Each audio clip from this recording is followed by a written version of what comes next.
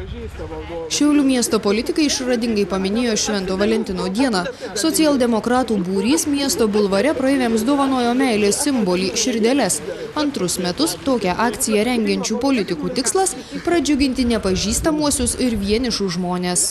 Puikiai diena, visi džiaugiasi šią dieną ir vasario 14, kaip visi žinome, įsimylėjėlių diena. Tai vieni kitus galim mylėti ir svetimus, ir savus, ir vieni kitais pasidžiaugti. Reakcijos tikrai eina nuliūdusios, ar vyrai, ar moteris, bet įteikus širdelį ir pasveikinus, palinkėjus meilės, palinkėjus gražių šypsenų, jis nudžiunga ir nusišypso.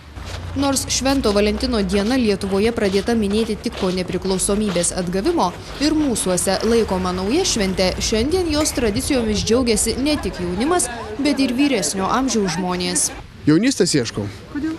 Toks amžius jau pradedam jaunėti, kadangi ir visų truputį visuomeninė veikla ir manome, kad žmonės truputį gal kai kurie nuliūdę, norim pažiūrėti, kaip reaguos. Ir kai kurie netgi vyresni sako, kad čia jau jauniem, bet kai teikiam širdelę, jie gan maloniai nusišypso ir kažkaip prisimena, kad yra šventė. Švento Valentino diena tai vyro ir moters santuokos, jos pagrindų sukurtos šeimos šventė.